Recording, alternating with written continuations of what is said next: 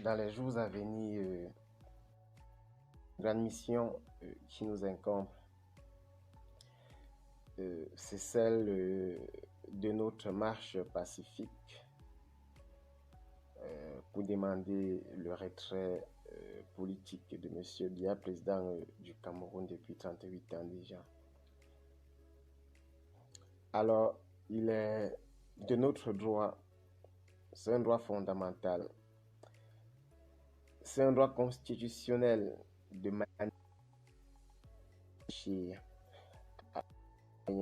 manifester, parce qu'on ne peut pas empêcher à un citoyen d'exprimer une opinion. Je pense qu'un philosophe disait que obéir à une loi soi-même, c'est la liberté.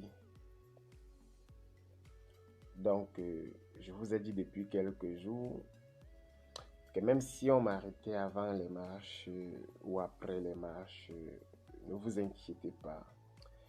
Ne faites pas de campagne pour demander ma libération parce que je me souviens, les marches contre le hold-up électoral, ils avaient pu transformer ça en campagne libérée Kanto, et il ne faudrait pas que ces manifestations soient transformées en campagne libérée tel ou tel. Vous savez, nous avons été éduqués en fait dans le sens de la lâcheté. Ce n'est pas de notre faute. C'est parce que l'histoire nous enseigne que nous avons perdu la toute première guerre que nous avons menée contre les colons, c'est la guerre de l'indépendance. Et c'est pour ça que dans les régions Bassa et Bamileke, il est difficile de convaincre un patriarche qu'on veut se révolter pour demander un droit. Parce que ceux-là ont le souvenir de l'échec, ont le souvenir de la torture, ont le souvenir de la brutalité. C'est pour cette raison qu'il ne faut jamais blaguer avec sa liberté. Et lorsque vous décidez de revendiquer votre liberté, vous devez vous battre pour aller jusqu'au bout. Pour aller jusqu'au bout, parce que si vous vous arrêtez en plein chemin, vous ouvrez les portes à plus d'un siècle d'esclavage.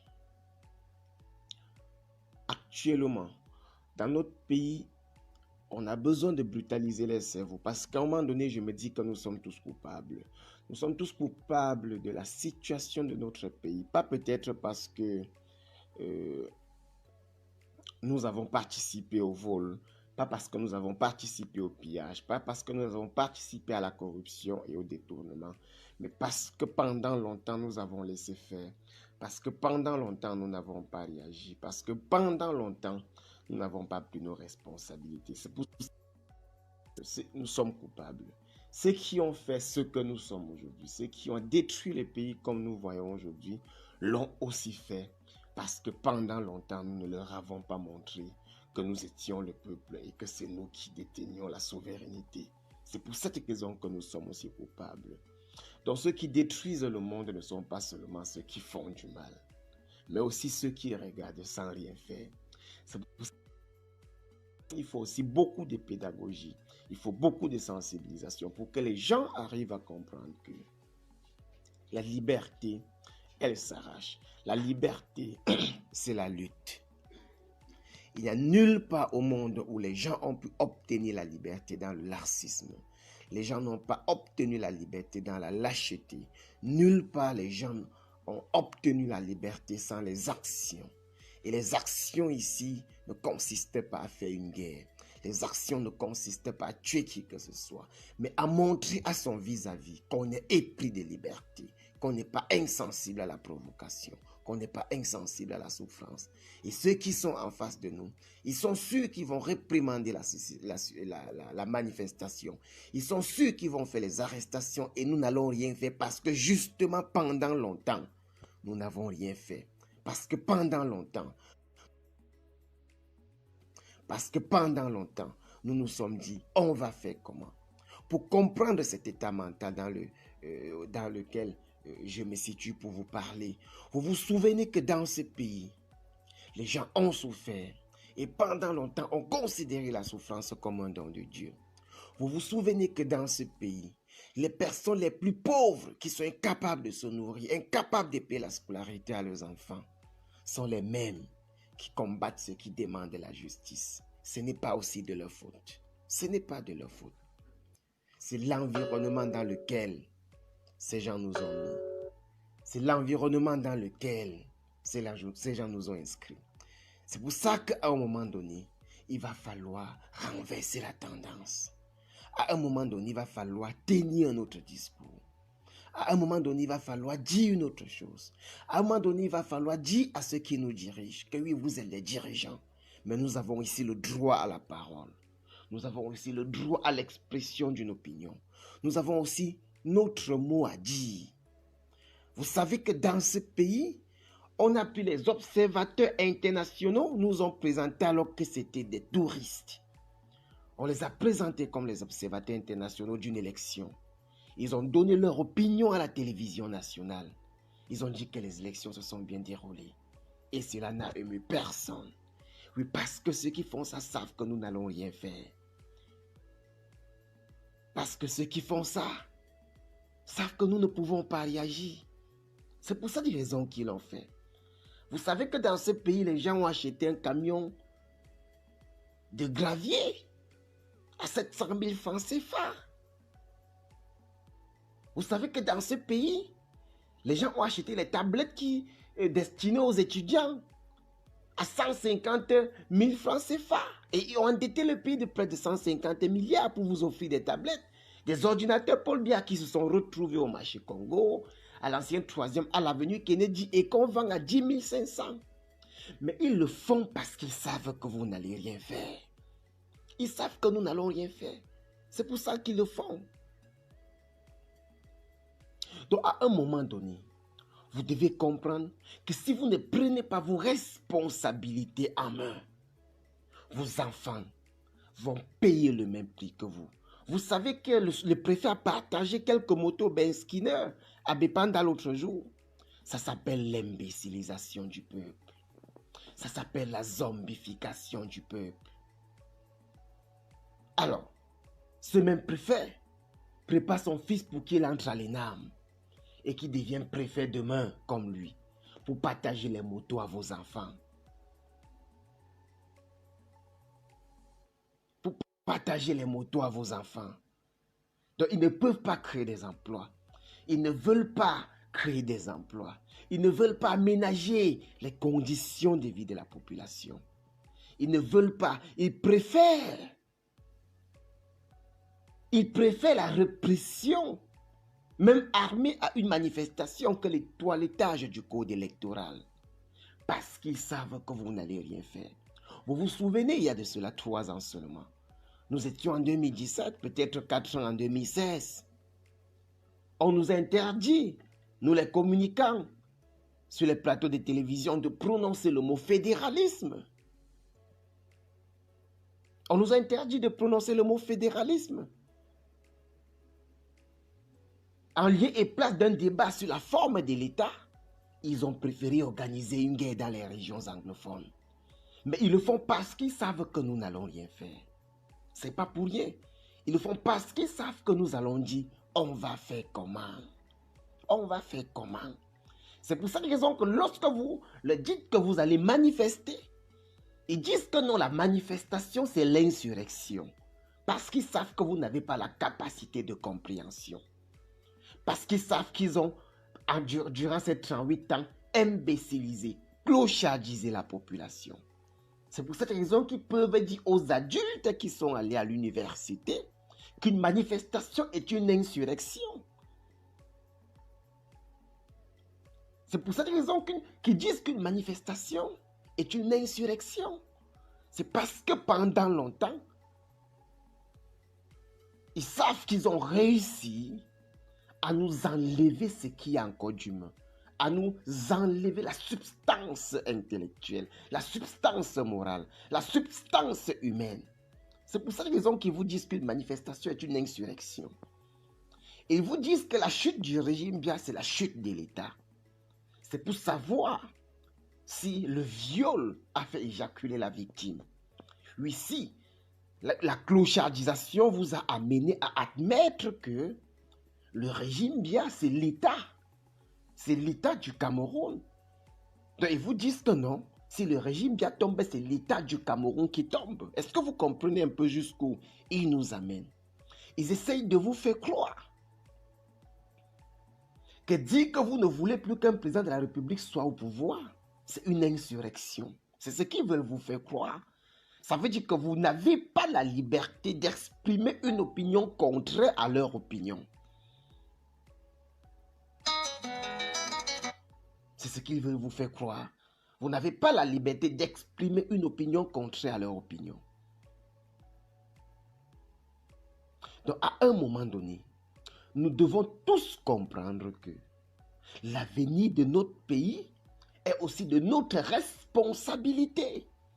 Il y a un sous-préfet, il y a le préfet, il y a le ministre, il y a le gouverneur, il y a le directeur, il y a le greffier, il y a le procureur, il y a les juges, il y a tout ceci. Mais il y a aussi le peuple. Parce que ces gens ne sont là que parce que le peuple existe. Si le policier essaie de vous faire croire qu'il vient avant Dieu, dites-leur que si la police existe, c'est parce que le peuple existe. Et le but de la police est de protéger le peuple. Ils essaient de vous faire croire que si vous dites que vous n'êtes pas d'accord avec Paul Biya, ça veut dire que vous n'êtes pas d'accord avec les institutions camerounaises. Mais est-ce qu'ils vous disent que les observateurs internationaux qui nous ont présentés étaient des touristes? Est-ce qu'ils reconnaissent que ça c'est la plus grande violation de la constitution de notre pays? Est-ce qu'ils vous disent ça? Que c'est la plus grande violation de la constitution, que c'est la plus grande insulte au peuple camerounais. Alors de présenter à la télévision nationale des touristes comme observateurs d'une élection. Et les mêmes gens qui vous disent ça sont ceux qui vous disent que vous voulez organiser une insurrection, que vous n'avez pas de poids politique et que vous voulez avoir une existence politique. C'est pour cette raison que vous devez vous battre. Vous devez vous battre. Et se battre ici ne veut pas dire livrer la guerre à qui que ce soit. Se battre ne veut pas dire livrer une guerre. Se battre ne veut pas dire faire des casses. Se battre ne veut pas dire faire des émeutes. Se battre ne veut pas dire faire du pillage. Parce que dans une démocratie, la pensée unique est un frein au développement. C'est pour cette raison que si vous avez une pensée contraire, vous devez l'exprimer pour que ceux qui sont en face essaient de faire une comparaison sur la pensée unique. On ne bâtit pas sur le refus de s'exprimer, sur le refus de dire ses opinions, sur le refus de dire ses idées. Vous ne pouvez pas espérer un pays meilleur et abandonner la lourde responsabilité de développement d'un pays à ceux que vous considérez comme vos dirigeants. Ils ne sont pas des dieux. Ils sont des hommes comme vous. Ils sont des humains comme vous. Donc à un moment donné, vous devez les critiquer. Vous devez les dénoncer. Vous devez exprimer ce que vous pensez, votre mécontentement, votre insatisfaction. Vous devez le faire. C'est ça la gouvernance. C'est ça la République. C'est ça la nation. Ce combat n'appartient pas au Bamileke, au Bassa, au Beti, au Peul, au Mbororo. Non, ce combat ne leur appartient pas. Il appartient au peuple. Parce que la souffrance ne connaît pas les ethnies. La souffrance ne connaît pas les partis politiques. La souffrance ne connaît pas les tribus. La souffrance ne connaît ni le sorcier. La souffrance ne connaît pas les religions. La souffrance ne connaît pas quelle aire géographique nous appartenons. La souffrance ne connaît pas ça.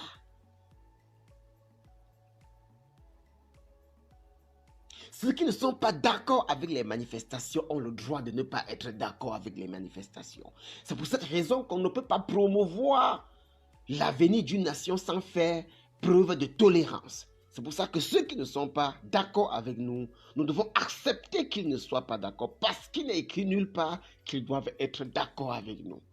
Mais comme ils ne sont pas d'accord avec nous, il faudrait qu'ils comprennent aussi que nous ne sommes pas d'accord avec leur mode de gouvernance et que nous voulons exprimer notre désaccord. C'est ça la gouvernance. C'est ça la République. C'est ça le pays. C'est ça la nation. Donc vous ne pouvez pas rester chez vous et espérer que c'est Kanto qui va libérer le Cameroun, c'est Michel Doki qui va libérer le Cameroun, c'est Pendek Oka qui va libérer le Cameroun. Non. Ce n'est pas seulement leur affaire. C'est votre affaire aussi. C'est votre mission aussi. Et libérer le Cameroun ne voudrait pas dire mener une guerre. On peut, à travers des manifestations, des indignations, pousser ceux qui nous dirigent à prendre de bonnes décisions, à apprendre à être sérieux, à apprendre à arrêter le détournement. On peut le faire. C'est pour ça qu'il y a le droit à la manifestation, le droit à la mobilisation. C'est dans le préambule de la Constitution. Donc c'est le texte, c'est ce qui fonde même la Constitution. C'est ce qui fonde la Constitution. Alors quand vous leur abandonnez la lourde responsabilité de développer le pays eux seuls, à un moment donné, ils se comportent comme des dieux. Et qui dit Dieu, dit celui qui est tout puissant, tout permis, qui a le pouvoir sur tout le monde et qui peut faire ce qu'il veut sur qui, quand et comme il veut. Mais pourtant, la République, ce n'est pas ça. La République, ce n'est pas ça. La République, c'est l'écoute, c'est la concertation, c'est le dialogue, c'est la discussion, c'est le consensus. C'est ça la République. C'est le consensus. Vous ne pouvez pas qu'on développe les entreprises dans votre pays qui vont générer des emplois et vous refusez de manifester pour dire que vous voulez des emplois. Vous ne pouvez pas rester derrière vos claviers, coucher sur les canapés que vos parents ont achetés et pleurer que le pays va mal. Mais ça ne change pas parce que vous pleurez seulement. Ça ne doit pas changer seulement parce que vous pleurez. Dans ce pays, il y a ceux qui ont droit à une évacuation sanitaire et ceux qui n'ont pas droit. Il y a ceux qui ont droit à l'ENAM, à l'IRIC, à l'INJS, au CUS et ceux qui n'ont pas droit. Il y a ceux qui ont droit au bonheur et ceux qui n'ont pas droit. Est-ce que lorsque vous arrivez à l'hôpital avec votre enfant malade et que vous n'avez pas d'argent, est-ce qu'on vous a un jour demandé vous êtes de quelle tribu pour abandonner votre enfant? Est-ce que lorsqu'on vous chasse de l'hôpital parce que vous n'avez pas d'argent, est-ce qu'on vous demande vous êtes de quel parti politique? Non. On vous lâche. On vous lâche parce que vous ne valez rien. Parce que vous ne savez pas vous exprimer. Parce que vous ne savez pas vous exprimer. Donc nous allons marcher le 22. Parce que nous pensons que nous devons exprimer ce que nous ressentons. Nous ne sommes pas obligés. Nous ne sommes pas obligés d'accepter que Paul Biya doit encore continuer de gouverner. Ce n'est que nulle part que nous sommes obligés. Nous pouvons dire que nous ne sommes pas d'accord. Nous avons le droit de dire que nous ne sommes pas d'accord. Rien ne nous oblige à accepter ce que nous ne voulons pas accepter. Lorsqu'on t'oblige à accepter ce que tu ne veux pas accepter, ça s'appelle la dictature. Ça s'appelle la dictature. C'est pour ça que vous devez marcher. Vous ne marchez pas pour faire plaisir à Fautine. Vous ne marchez pas pour faire plaisir à Kanto. Vous ne marchez pas pour faire plaisir à Penda et Koka. Vous ne marchez pas pour faire plaisir à Ndjou. Vous ne marchez pas pour faire plaisir à Bibou Nisak. Vous marchez pour vous-même, pour votre avenir, pour l'avenir de vos enfants, pour l'avenir de ce pays. Voilà le pourquoi nous devons marcher. Voilà pourquoi nous devons marcher. Le 22, je vais marcher. Ça fait déjà 3 arrestations que j'ai échappé. 3 enlèvements. J'ai couru l'autre jour dans tout le marché Dakar. Parce qu'on voulait m'enlever. Mais ils verront encore ma tête le 22. Ils n'ont qu'à venir dans les forêts du Mungo m'enlever. Je sortirai le 22 pour marcher. Parce que c'est un droit fondamental de marcher.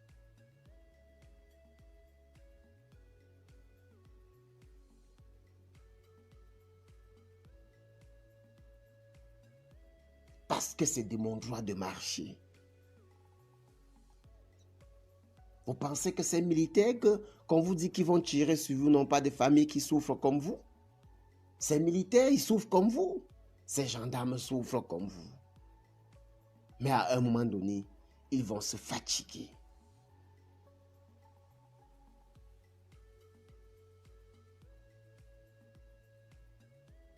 À un moment donné, ils vont se fatiguer.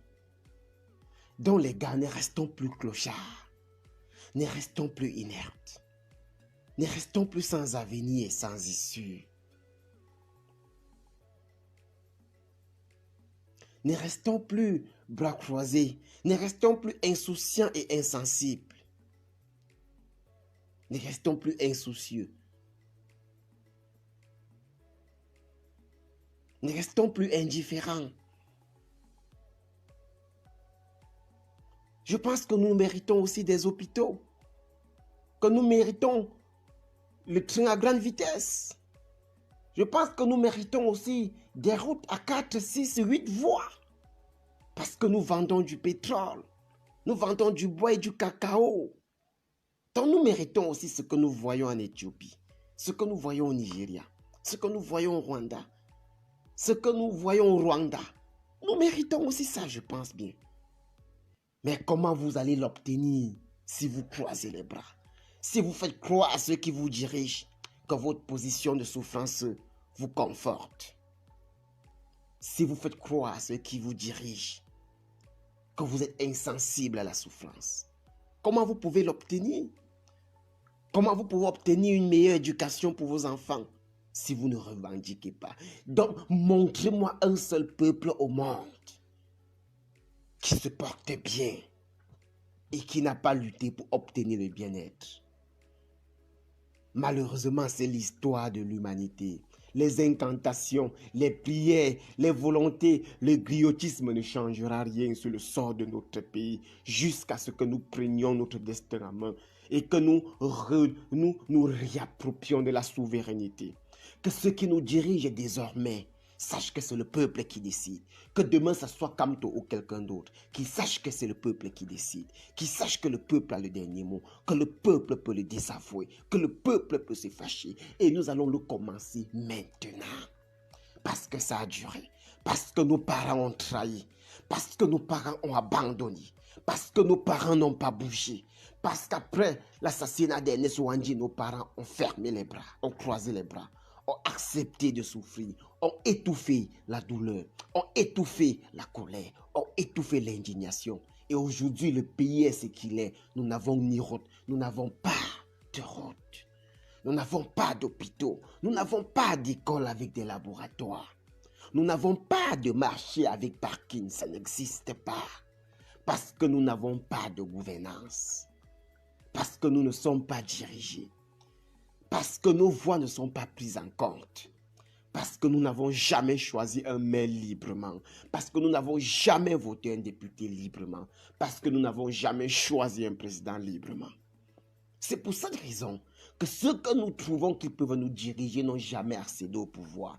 Parce qu'on nous impose les maires, parce qu'on nous impose les députés, parce qu'on nous impose les ministres, parce qu'on nous impose les présidents de la République. Mais disons que nous sommes fâchés, que nous ne sommes pas d'accord. Que nous ne sommes pas d'accord. Que nous ne sommes pas d'accord. Disons que nous ne sommes pas d'accord. C'est de notre droit.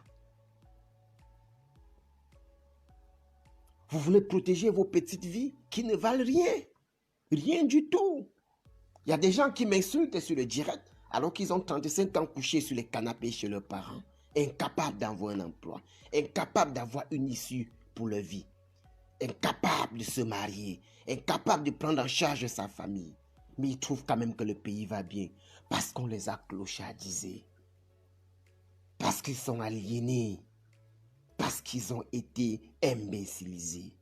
C'est pour ça que nous devons déconstruire tous ces a priori.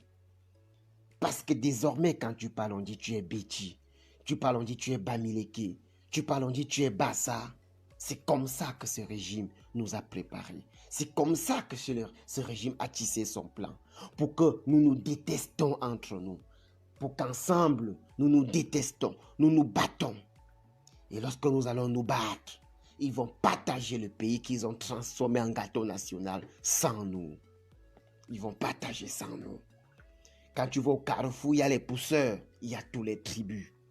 Sur le Ben Sekin, il y a tous les tribus. Au marché Mokolola où on pousse la brouette, il y a tous les tribus.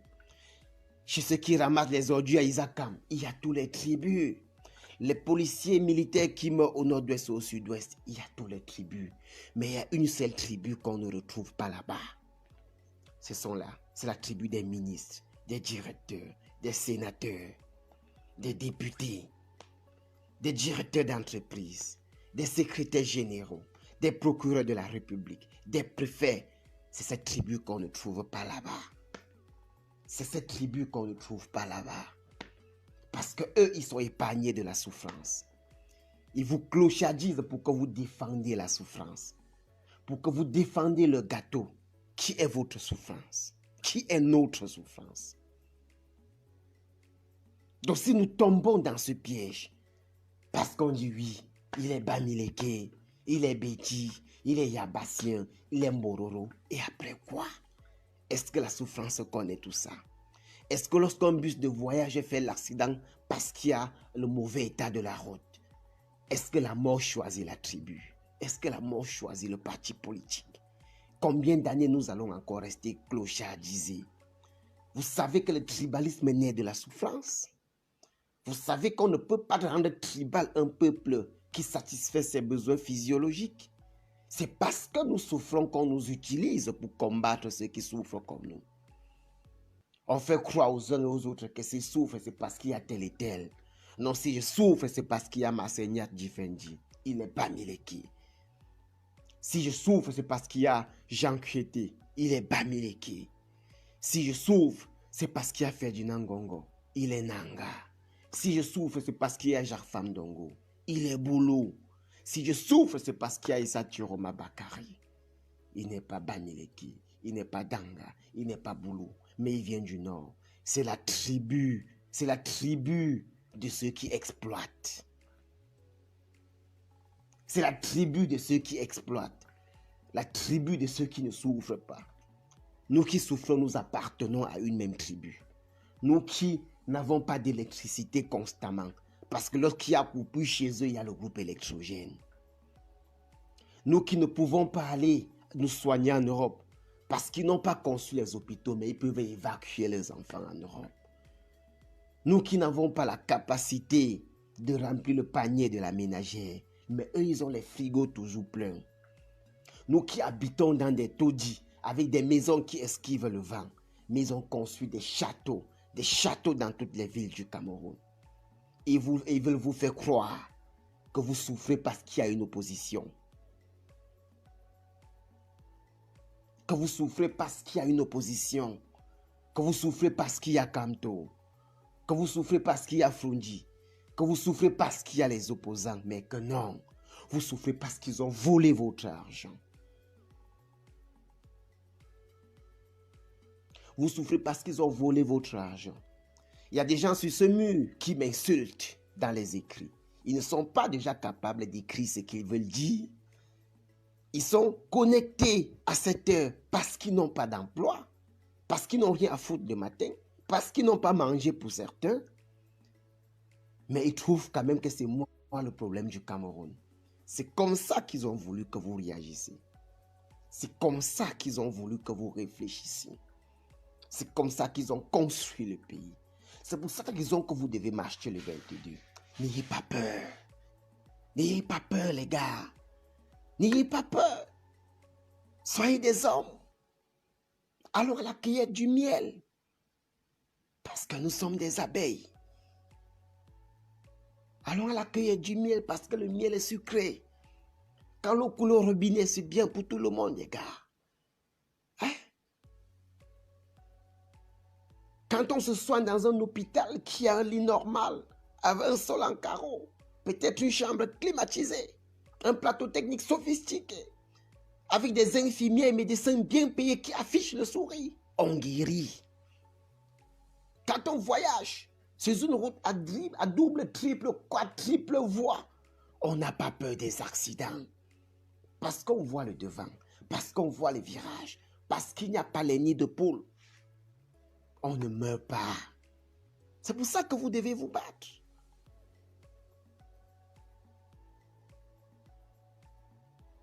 C'est pour ça que vous devez vous battre. Regardez nos frères calés en Europe, qui sont docteurs, ingénieurs, médecins. Ils ont des diplômes, ils ont de la compétence, ils ont les moyens. Mais ils ne peuvent pas investir au Cameroun. Parce qu'il n'y a pas la double nationalité. Oui, parce qu'on ne voudrait pas avoir une opinion contraire. C'est pour ça que vous dites que vous allez marcher. Ils vous disent que Paul Biya a apporté la démocratie. Mais marcher, c'est se faire tuer. Quelle contradiction, quelle escroquerie, les gars. Mais si vous ne vous battez pas, ça va durer, hein? Pendant longtemps encore. Pendant longtemps encore. Vous voyez ça? Donc vous dites que Paul Biya a apporté la démocratie. Et les mêmes vous disent que si vous marchez, c'est pour vous faire tirer dessus. C'est ça pour eux la démocratie. Mais ils estiment que nous sommes bêtes. Ils estiment que nous sommes bêtes. On dit qu'on va marcher, ils disent que c'est une insurrection. Parce que pour eux, marcher, c'est une insurrection.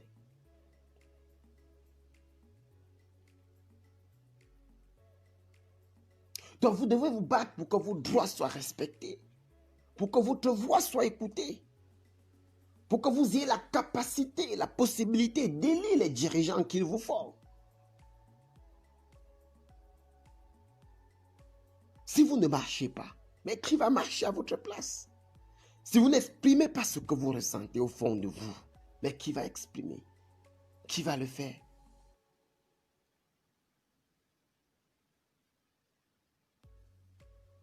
Qui va le faire?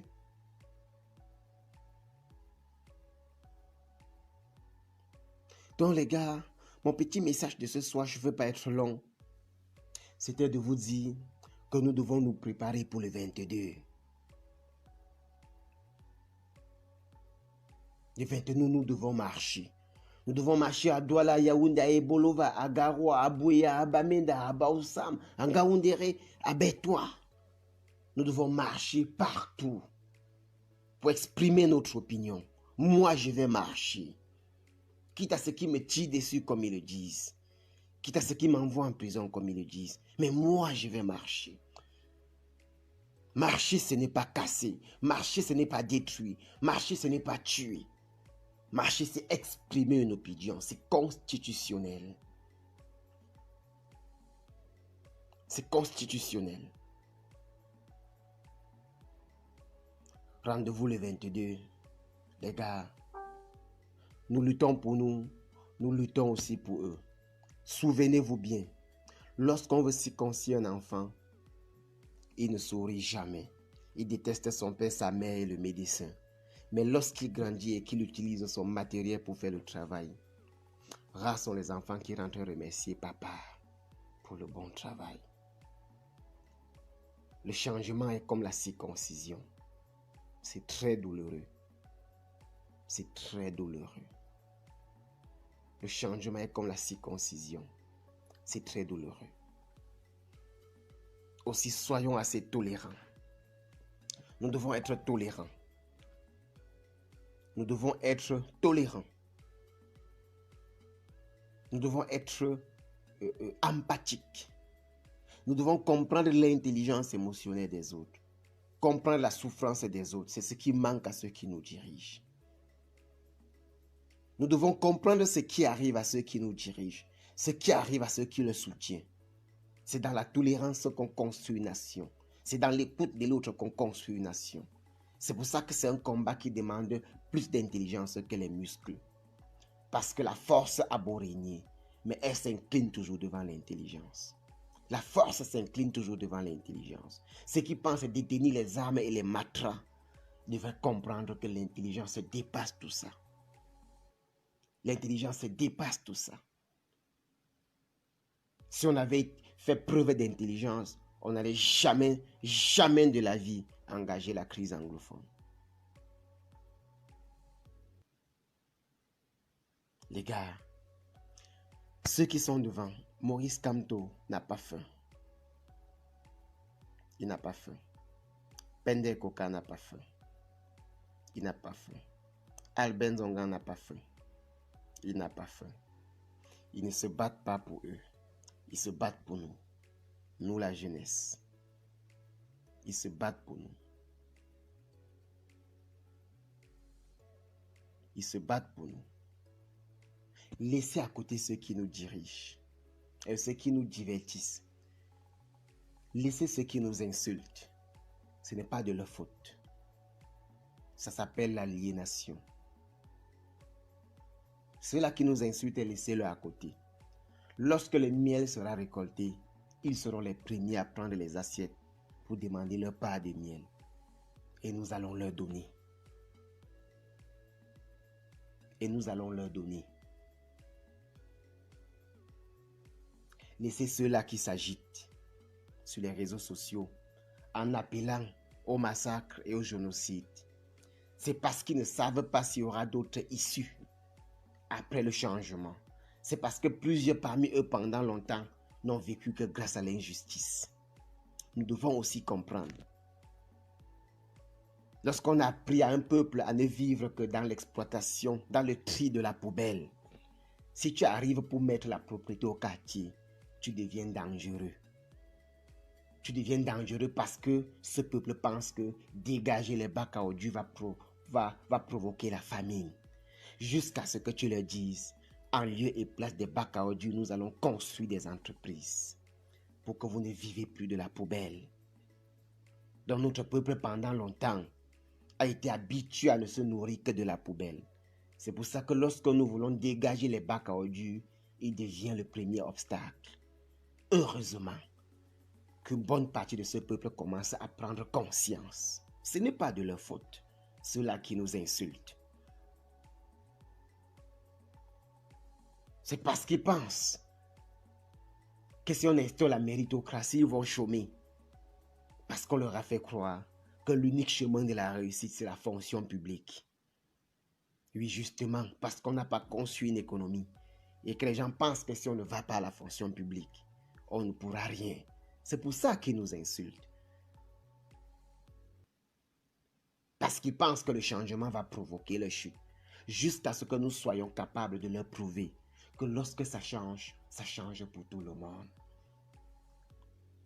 Lorsque ça change pour tout le monde.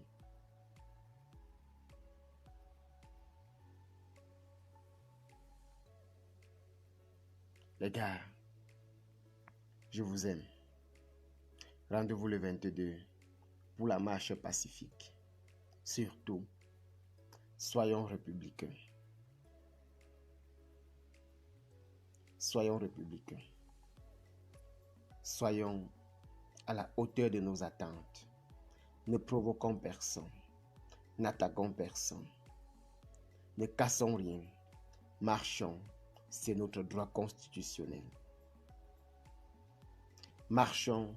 C'est notre droit constitutionnel. Quitte à ce qu'ils nous attaquent. Quitte à ce qu'ils tirent comme ils ont tiré à Bamenda pour créer la crise anglophone. Mais pour l'instant, restons républicains. Bonne soirée à vous. Rendez-vous le 22 les gars. Bon courage.